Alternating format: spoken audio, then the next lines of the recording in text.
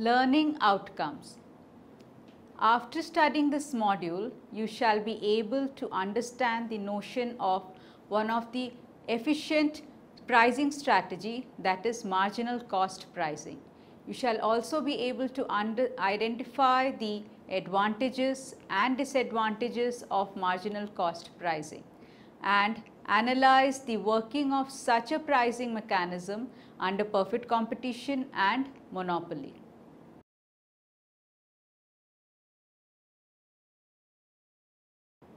Introduction. Price theories. Price theory pertains to the determination of prices of goods and services by firms.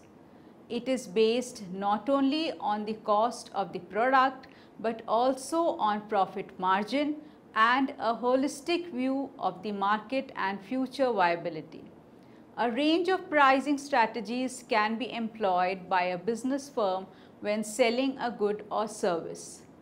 These include marginal cost pricing, markup pricing, price discrimination, price leadership, penetration pricing, skimming, absorption pricing, etc. The price determination theories can be classified by the market structure to which they pertain with the aim of profit maximization.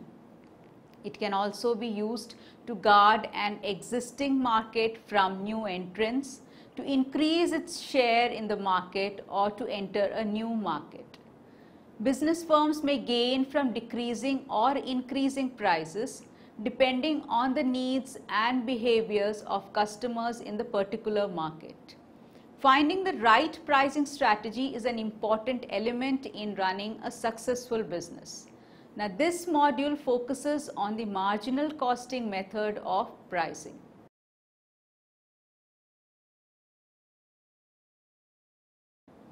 Marginal cost pricing. Marginal cost pricing is a pricing technique in which the price of the product is set equal to its marginal cost. That is the extra cost of producing an extra unit of output. By this policy, a producer charges for each product unit sold only the addition to total cost resulting from materials and direct labor. In other words, this is to say, it is a pricing scheme in which the price charged by a firm is set equal to the marginal cost of production. Businesses often set prices close to marginal cost during periods of poor sales. If, for example, an item has a marginal cost of rupees 10 and a normal selling price is rupees 12, the firm selling the item might wish to lower the price to 1 rupee 80 paisa if demand has decreased. The business would choose this approach because the incremental profit of 20 paisa from the transaction is better than no sale at all. This is believed to be the efficient outcome achieved by competitive markets. The proponents of the ideal of perfect competition have favored the efficiency inherent in the notion of marginal cost pricing. Marginal costing under perfect competition. Now let us study how marginal costing method can be applied under perfect competition. In order to maximize economic profits, firms choose output at which marginal revenue is equal to marginal cost, that is, MR is equal to MC. Now, under perfect competition, we know that marginal revenue is equal to price, which implies that a perfectly competitive firm maximizes profit when MC is equal to P, or marginal cost is equal to price. Now, figure 3.1 illustrates the profit maximization of a perfectly competitive firm. It shows the short run cost curves, that is ATC, which is average total cost, AVC, which is average variable cost, and MC, which is marginal cost. The figure also shows a horizontal line at the market price P. The price line is horizontal because the firm is a price taker. The price of the firm's output is the same no matter what the quantity the firm decides to produce. For a competitive firm, the firm's price equals both its average revenue and its marginal revenue. Now suppose the firm is producing at Q1. At this level of output, marginal revenue is greater than marginal cost. That is, if the firm raised its level of production and sales by 1 unit, the additional revenue, MR1, would exceed the additional cost, that is MC1. Profit, which equals total revenue minus total cost, would increase. Hence, if marginal revenue is greater than marginal cost, as it is at Q1, the firm can increase profit by increasing production. A similar argument applies when output is Q2. In this case, marginal cost is greater than marginal revenue. If the firm reduced production by 1 unit, the cost saved MC2 would exceed the revenue lost MR2. Therefore, if marginal revenue is less than marginal cost, as it is Q2, the firm can increase profit by reducing production.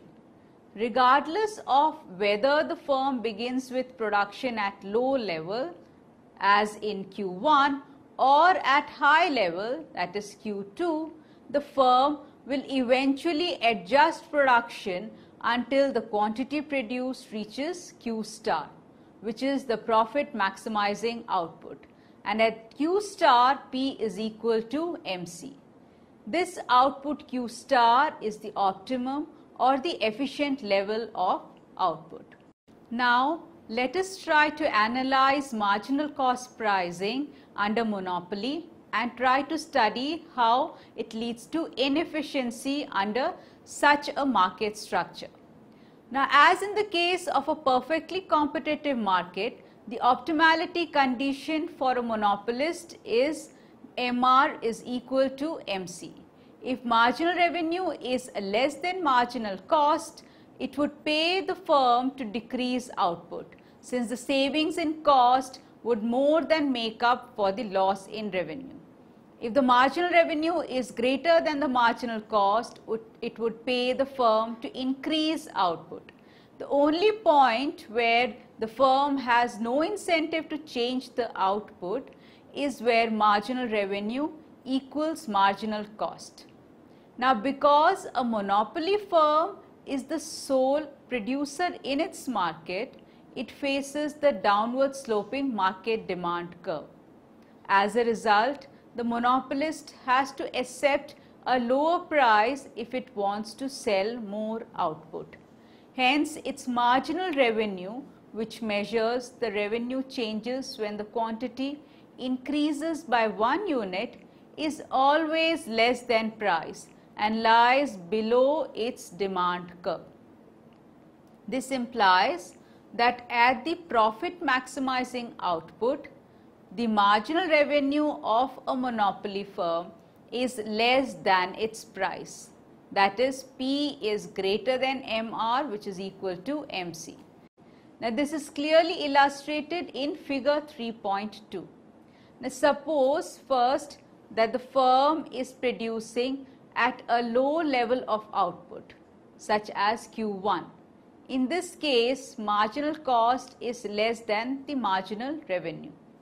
If the firm increased production by 1 unit, the additional revenue would exceed the additional cost and profit would rise. Thus, when marginal cost is less than marginal revenue, the firm can increase profit by producing more units. A similar argument applies at high levels of output such as Q2. In this case, marginal cost is greater than marginal revenue. If the firm reduced production by 1 unit, the cost saved would exceed the revenue lost. Thus, if the marginal cost is greater than marginal revenue, the firm can raise profit by reducing production. In the end, the firm adjusts its level of production until the quantity reaches Q star, at which marginal revenue is equal to marginal cost. However, a monopoly firm operates where price is greater than marginal cost, whereas a competitive firm operates at a point where price is equal to marginal cost. Thus, in general, the price will be higher and the output lower if the firm behaves monopolistically rather than competitively. For this reason, consumers will typically be worse off in an industry organized as a monopoly than in one organized competitively. Natural monopoly and marginal costing.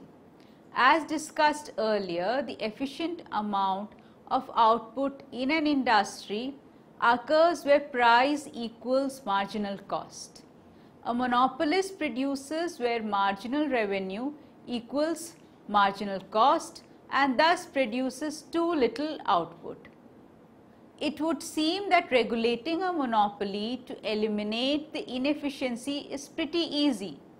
All the regulator has to do is to set price equal to marginal cost and profit maximization will do the rest. Unfortunately, it may be that the monopolist would make negative profits at such a price. An example of this is shown in figure 3.3. Here, the minimum point of the average cost curve is to the right of the demand curve, and the intersection of demand and marginal cost lies underneath the average cost curve. Even though the level of output YMC is efficient, it is not profitable. If a regulator set this level of output, the monopolist would prefer to go out of business. This kind of situation often arises with public utilities. Think of a gas company, for example. Here, the technology involves very large fixed cost, creating and maintaining the gas delivery pipes, and a very small marginal cost to providing extra units of gas once the pipe is laid. Similarly, a local telephone company involves very large fixed cost for providing the wires and switching network, while the marginal cost of an extra unit of telephone service is very low. When there are large fixed cost and small marginal cost, you can easily get the kind of situation described in figure 3.3. Such a situation is referred to as a natural monopoly. It should be noted that letting a natural monopolist to set the monopoly price is undesirable due to Pareto inefficiency, and forcing the natural monopoly to produce at the competitive price is infeasible due to negative profits. Therefore, for the most part, natural monopolies are regulated or operated by governments. Different countries have adopted different approaches. In some countries, the telephone service is provided by the government, and in others it is provided by private firms that are regulated by the government. Both of these approaches have their advantages and disadvantages. For example, let us consider the case of government regulation of a natural monopoly. If the regulated firm is to require no subsidy, it must make non-negative profits, which means it must operate on or above the average cost curve. If it is to provide service to all who are willing to pay for it, it must also operate on the demand curve. Thus, the natural operating position for a regulated firm is a point like PAC-YAC in figure 3.3. Here, the firm is selling its product at the average cost of production, so it covers its cost, but it is producing too little output relative to the efficient level of output.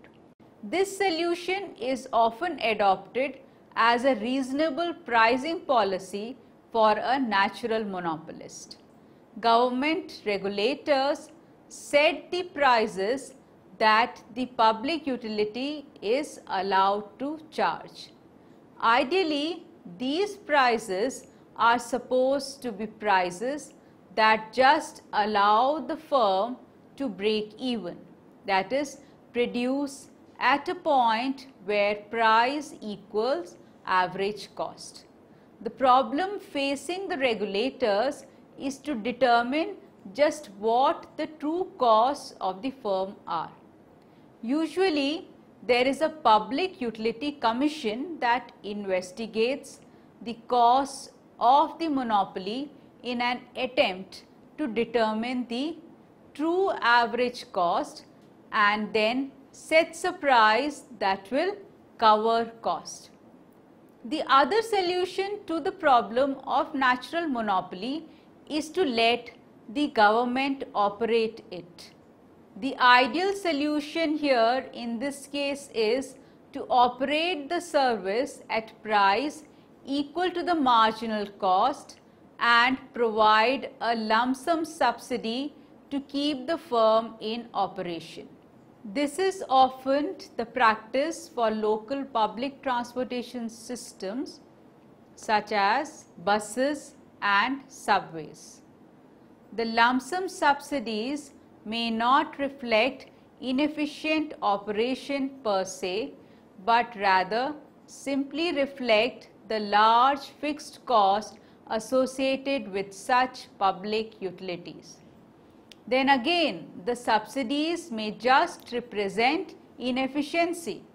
The problem with government-run monopolies is that it is almost as difficult to measure their cost as it is to measure the cost of regulated public utilities.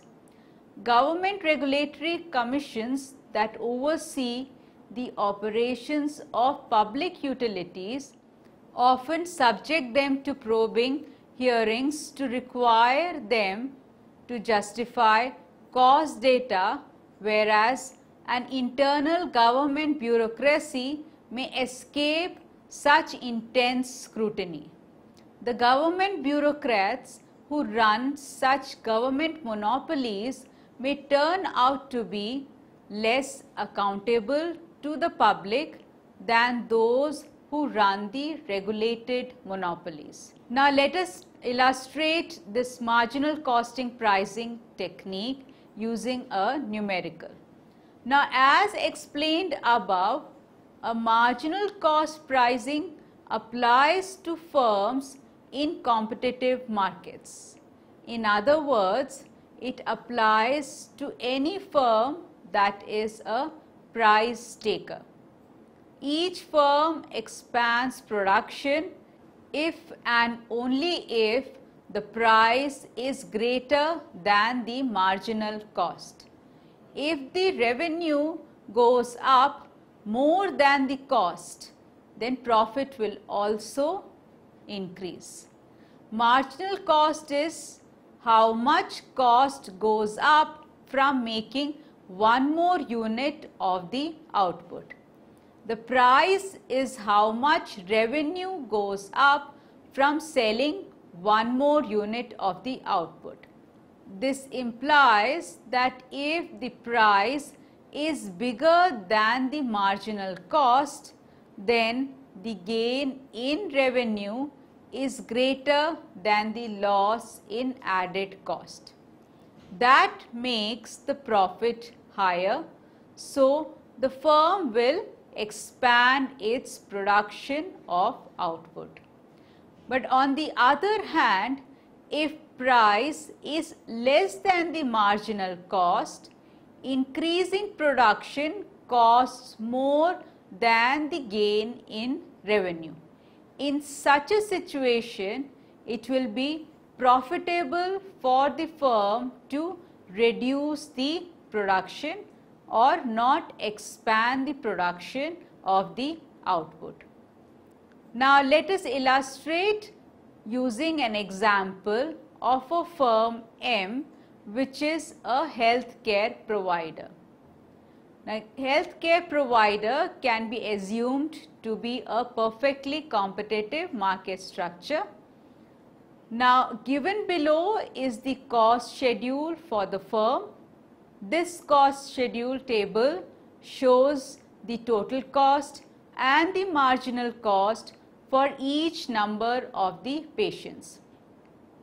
So, as is given in the table, when the number of patients is 0, the total cost is 1000, and if we take the number of patients as 4, the table shows that the total cost is 12,000 and the corresponding marginal cost is rupees 2000. Now suppose the going price is rupees 3,700. At that price, now the question arises, what should be the optimal number of patients that gives the firm M the most profit? Now in order to solve this, now let us start with the situation where the firm is currently treating 0 patients, that is no patients at all. Now the table indicates that the total cost of seeing one patient is rupees 4,500. Now since the patient is paying only 3,700, does that imply that seeing 0 patients is better? Otherwise the firm will lose rupees 800.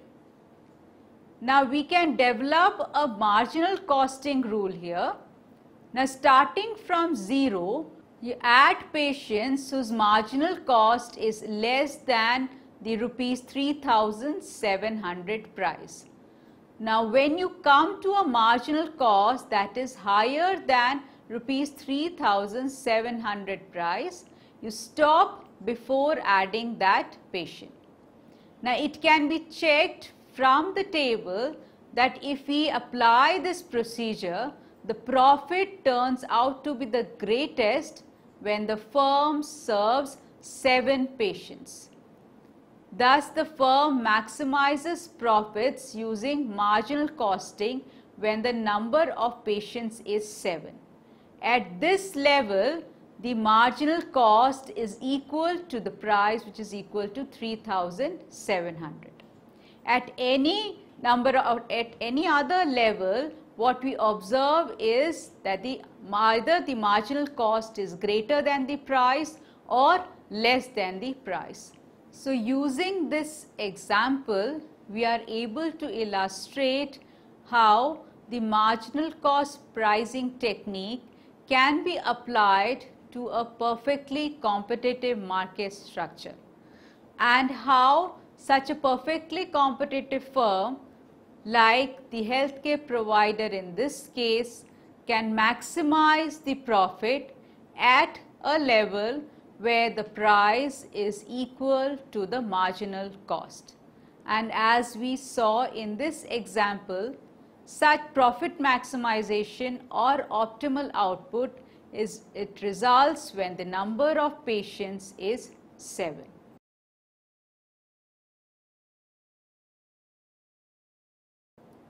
Now let us turn to the advantages of marginal cost pricing. The advantages of using a marginal costing method for pricing include the following. It is a relatively simple pricing method, that is, It is quick to calculate and easy to implement. It is also efficient in the case of short-term decision making. It is based on the variable cost of production, which ignores fixed cost and overheads. It can also help to stabilize fluctuations in the demand. And it is also very useful when the firm has excess capacity and may not be able to put its resources to other, perhaps more profitable uses. Marginal cost pricing can be a useful way to attract other different market segments into the market. For example, low peak train travelers may be attracted by lower prices and only travel during the day because of low prices. They may not otherwise have traveled. This method can be a good way to remain in business and price competitive in a time of difficult trading. Prices can then be raised later when the economic situation improves.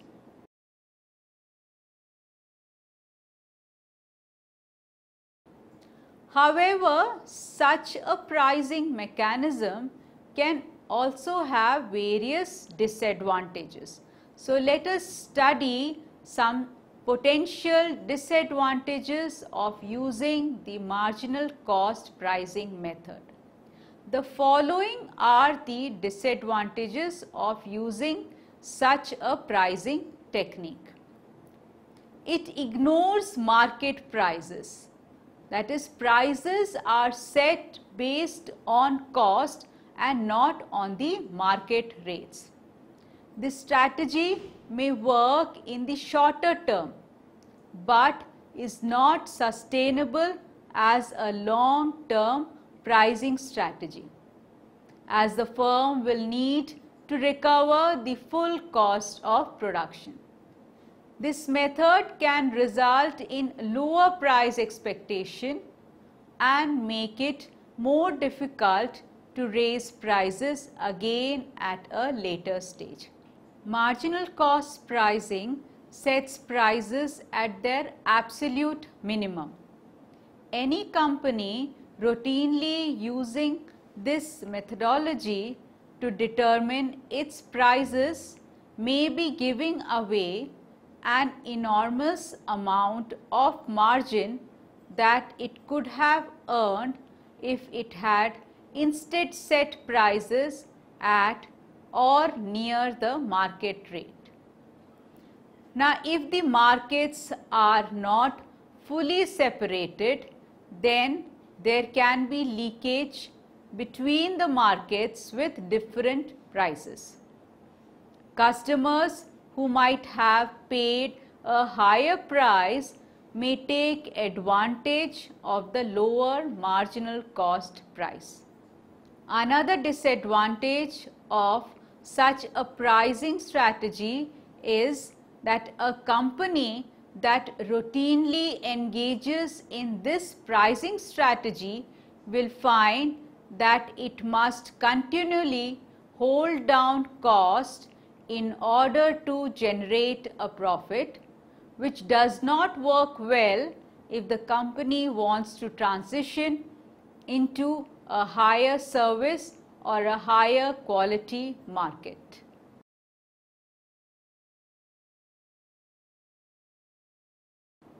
Summary. Now, let us summarize whatever we have discussed in the present module. Marginal cost pricing is the practice of setting the price of a product equal to the extra cost of producing an extra unit of output. There are many advantages and disadvantages of such a pricing method. This is an efficient outcome achieved under perfect competition, where profit is maximized at P equal to MC. However, under monopoly, the most profitable level of output is the one for which MR is equal to MC. At this output level, price exceeds marginal cost. Since a monopolist charges a price in excess of marginal cost, it will produce an inefficient amount of output. Natural monopoly can be regulated by enforcing a policy of marginal cost pricing. If a natural monopolist operates where price equals marginal cost, then it will produce an efficient level, but it will be unable to cover its cost.